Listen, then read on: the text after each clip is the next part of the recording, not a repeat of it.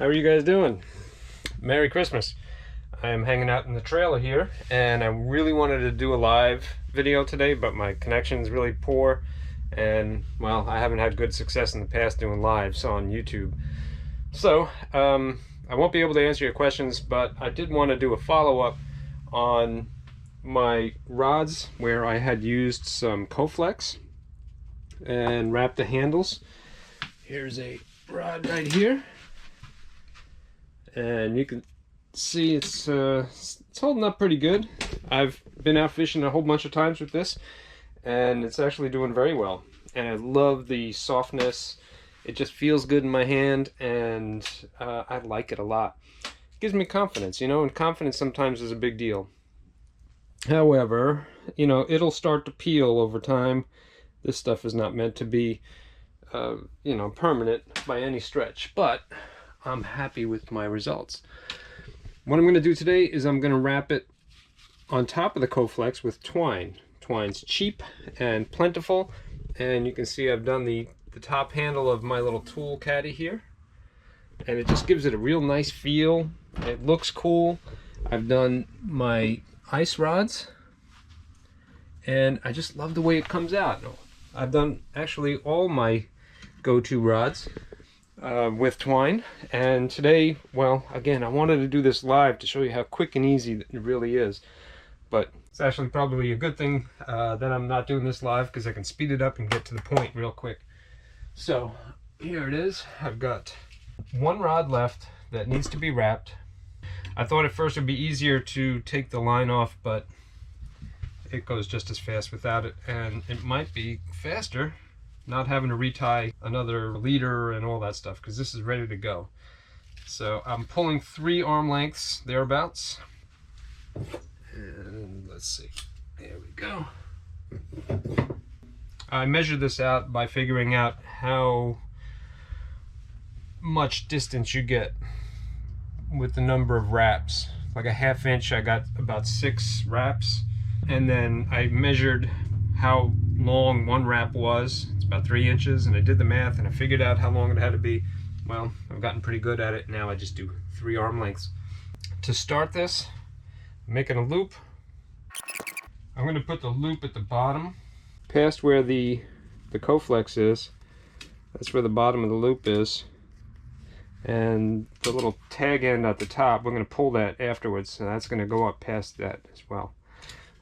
So the very first wrap is going to be above the Coflex. I'm just going to go around this way. It seems long, but it's not that bad.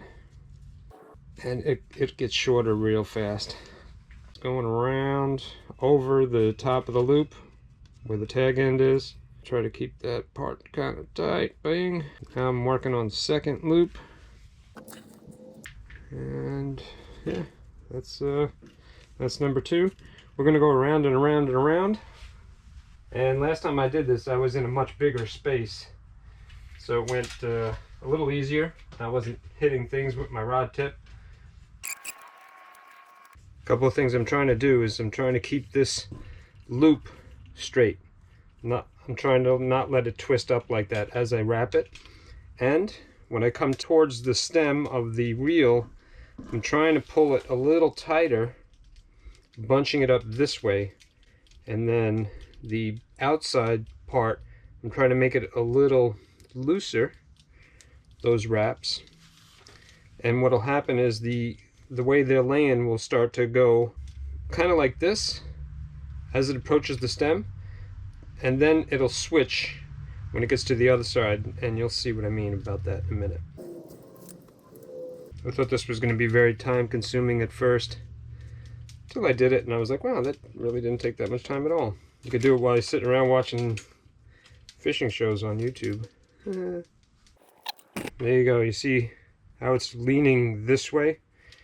Now when I turn around and do the other side, I'm going to reverse that. What's nice about having the Coflex underneath is it's a similar color, so whatever shows through from underneath between the wraps is kind of camouflaged. See what I mean about it's going this way there and that way there as it passes around? the reel stem. Now that I'm on the back side, it's a lot easier to pass the twine around.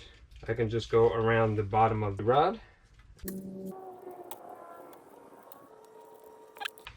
I think that's going to do it. What I'm going to do is open up this little loop right here that I left at the bottom, pass the tag end of the twine through it. Now the tag end's going through the loop at the bottom, and I'm going to have to pull on the top. To do that, I'm just going to use a pair of pliers, get a better grip. Steady, even pressure. Wait for it. There it is. What you're looking to do is to bury some of this tag end under the twine, and it'll hold it in place. There it is. Good. Takes a little pressure. Just wait for it until it slides up in there. Now both ends are underneath the wrappings, and I'm going to take a screwdriver, a flathead screwdriver, and kind of even out the bottom of these, because they get bunched up a little bit when you pull it through. Take a little super glue, put a dab right there where the twine enters the wrapping, both at the bottom and at the top.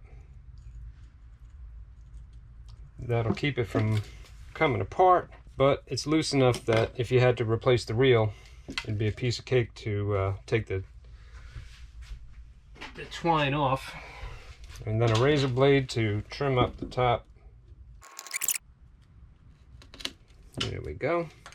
This rod now has a custom handle. Feels good, it's less slippery, and who knows, maybe it'll give you a little bit more confidence when you're out on the water. And it's unique, you know? When I look at these, they're customized. It's mine. It's different than everybody else's. And if there's one thing that I really want to impart upon you guys, it's that you should fly your freak flag, as they say. You know, be a little different. Think outside the box. Especially if you're kayaking. You've got all the opportunities in the world to get a milk crate and put your rod holders on it and make things unique to you and your boat. So that, who knows, maybe when you're out there and you're fishing, you know, you look around and you feel kind of good about your gear and your setup and the way it looks. And, you know, that confidence might catch you more fish. So again, sorry this is not a live. I was hoping to answer some of your questions. Perhaps I'll be in a situation where I have a better internet connection in the future, and I'll be able to do some lives and catch up with you guys. Meantime, I'll keep doing my thing, and hopefully you guys keep doing your thing too. Merry Christmas, everybody.